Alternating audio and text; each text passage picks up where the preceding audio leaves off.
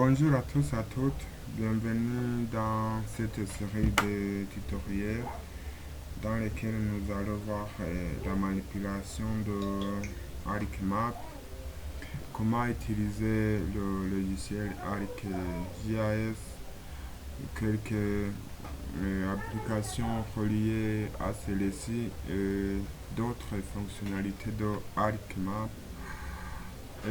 Dans cette première vidéo, nous allons explorer l'interface ArcMap. Nous allons voir quelques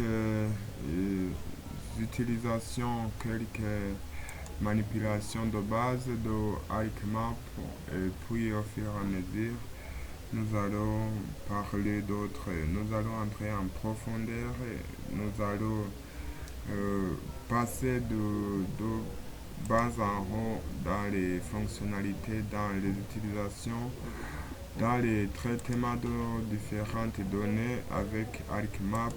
Mais aujourd'hui, nous allons parler des manipulations de base avec ArcMap. Sans trop tarder, vous savez, vous tous, comment lancer ArcMap. Donc, on passait par le menu démarrer. Et puis, je peux taper ArcMap. Vous voyez, si je ArcMap 10.8, c'est ça que je peux lancer. Et c'est ici qui s'affiche ici. Et donc, vous voyez, c'est l'interface avec de différents onglets. Il y a le fichier, il y a l'édition, l'affichage, le bookmap, c'est l'insertion, la sélection, le géotraitement, ici c'est géoprocessing, la personnalisation et l'onglet Windows est ici. Avec de différents outils ici, il y a les outils de contrôle, ici qu'on peut même déplacer en fonction du besoin, comme vous voulez. Il y a aussi quelques modes d'affichage de ces outils qu'on peut même déplacer en fonction dont on a besoin. Alors, ici, vous voyez, il y a le canevas, ici l'interface vide, là où s'affichent les cartes ou bien les couches importées. C'est ça l'interface ArcMap. Donc, c'est là où que les cartes s'affichent ou bien d'autres données, shapefile qu'on a importé dans le logiciel. Ici, vous voyez la table de couches. Ça n'affiche rien parce que nous n'avons pas importé encore des données. Mais une fois qu'on a importé soit une couche raster ou bien les shapefiles, il s'affiche ici avec le canevas ici en gros. Alors, ça c'est l'outil ArcMap qui permet la visualisation des données, mais il y a aussi d'autres fonctionnalités comme l'Arc Catalogue qui permet le stockage des couches dans les répertoires là-bas. Il y a aussi les outils Arc Toolbox qui permettent le traitement de différentes données avec plusieurs outils définis dans ArcGIS. Il y a aussi l'autre outil ArcScene qui nous permet de traiter les images en 3 dimensions. Donc, sur tous ces outils, nous allons les aborder au fur et à mesure. Nous allons voir comment ça fonctionne en détail. Donc, restez avec nous. Veuillez vous abonner sur la chaîne. Veuillez aimer les vidéos lorsque ça vous a intéressé. Et puis, pour rester avec nous, veuillez coucher sur la cloche de notification pour ne plus rater aucune vidéo. Alors, aujourd'hui dans cette vidéo, comme nous l'avons parlé, nous allons voir quelques manipulations de base. Si ça, je viens de vous présenter l'interface. Maintenant, je vais vous montrer comment on peut importer des données que ce soit les données raster, que ce soit les données shapefile. Je vais vous montrer quelques manipulations de l'interface et d'autres. Sans trop tarder, alors, je vais importer une donnée raster et une donnée shapefile pour vous montrer quelques différences. Et donc ici, vous voyez quelques outils ici. Il y a ajouter les données. C'est comme je peux passer par les fichiers. Et puis add data ici, ajouter les données. Donc vous voyez l'icône ici d'ajouter les données. C'est comme celui-ci ici. Donc je clique sur ajouter les données. Voilà, ça me renvoie directement dans le répertoire de données. Ici, je peux choisir parmi les stockages. Par exemple, je peux chercher dans le disque, par exemple le disque 2. Si vous voyez quelques données, je peux ajouter par exemple la carte des modèles numériques de terrain du Burundi.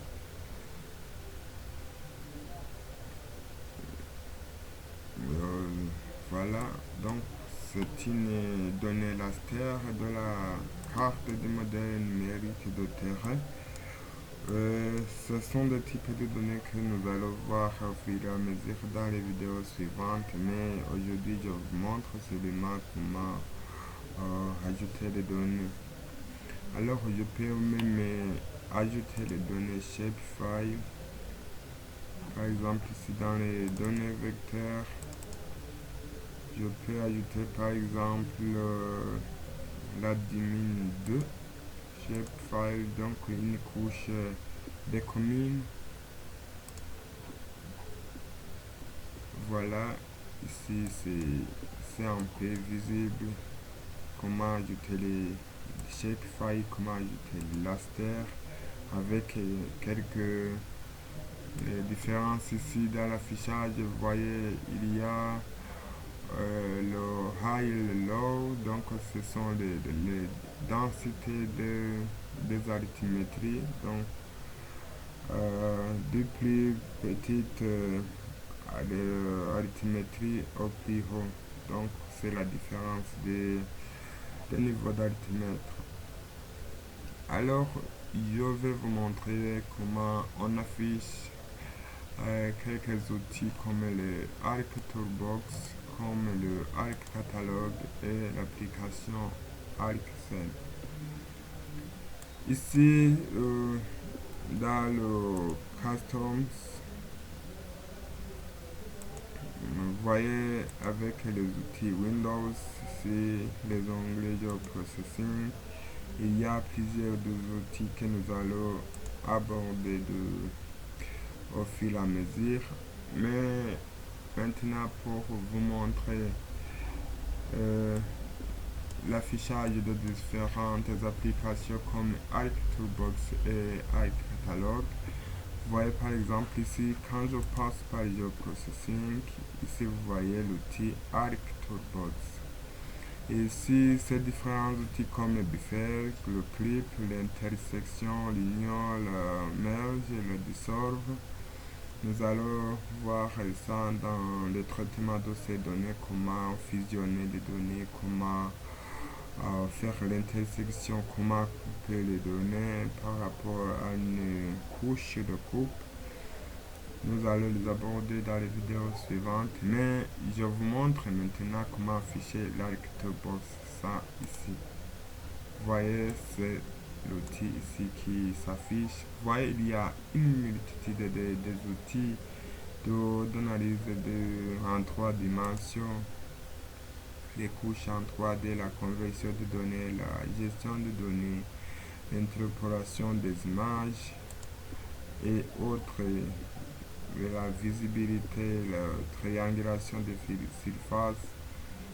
Il y a les outils de cartographie, de conversion, de l'interpolation de données, il y a le géocodage de données, il y a plusieurs outils jusqu'à l'analyse des données avec les outils spatiaux en appliquant les conditions en faisant la cartographie des images en calculant les densités, les distances, l'extraction des données, les groundwater, donc la composition des sols, l'hydrologie, il y a l'interprétation des données. Donc ici, même dans les bassins versants, comme les procédures, les slim water, les slim watershed, et ainsi de suite.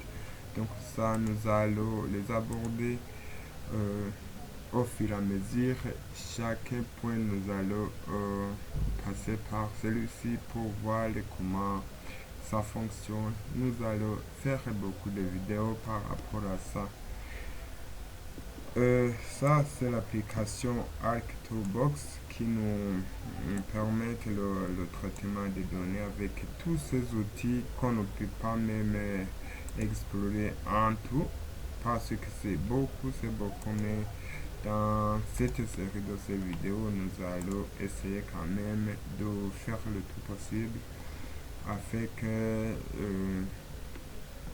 nous faisons tout ce que nous pouvons faire par rapport à la formation avec ArcGIS. Nous allons parler aussi de ArcCatalog. C'est une application qui nous permet le stockage des couches que nous utilisons. Ici, vous voyez dans Customize, plutôt dans Windows, il y a d'abord la table de matière, ici Table of Contents, donc c'est la barre de couches que vous voyez ici. Donc ça peut arriver le cas où cette barre de couches ne s'affiche pas. Par exemple, si je supprimais ça, donc vous pouvez l'afficher en passant par l'onglet Windows et puis Table of Contents. Donc voilà, s'affiche la barre de couches. Alors maintenant, j'affiche l'ArcCatalog. C'est comme je peux passer par le menu démarrer, j'écris catalogue. Voilà, ça n'affiche puisque voilà, ArcCatalog, c'est ici. Je passe par ici ou bien je clique sur l'outil catalogue ici ou bien je passe par Windows puis catalogue. Vous voyez, ça affiche les dossiers. Donc au cas je veux créer une nouvelle couche, je sélectionne par exemple un fichier, un dossier là où je vais insérer ma nouvelle couche. Je fais un clic droit, je fais nouveau si c'est new. Donc je choisis le type de fichier que je vais créer, soit un nouveau dossier, un nouveau geodatabase, donc comme une base de données, le personal geodatabase, database connection, la nouvelle couche, shapefile, time feature, toolbox et ainsi de suite. Donc ça dépend de la couche qu'on veut créer à partir de cet ArcCatalog. Alors, je vous le disais, comme on peut même rechercher ArcScene, donc nous allons passer par ArcScene quand nous voudrions faire des cartes en 3 dimensions. Donc quand nous allons traiter des images en 3D, nous allons passer par ArcScene. Donc ici, nous allons voir dans les différents outils, par exemple les outils d'étiquetage, la symbologie. Donc, nous sommes dans la manipulation de base. Je vais par exemple dans le clic droit dessus la couche et puis la symbologie. Dans les propriétés, donc je fais un clic droit puis propriétés. J'attends le...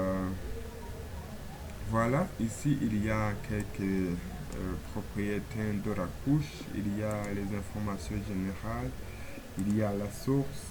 Ici dans la source, ça nous montre les coordonnées le plus à droite, le plus gauche, le plus haut et le plus bas. Donc l'étendue de la carte, ça nous montre la source de données et le stockage. Il y a le système de coordonnées de référence avec les coordonnées ici.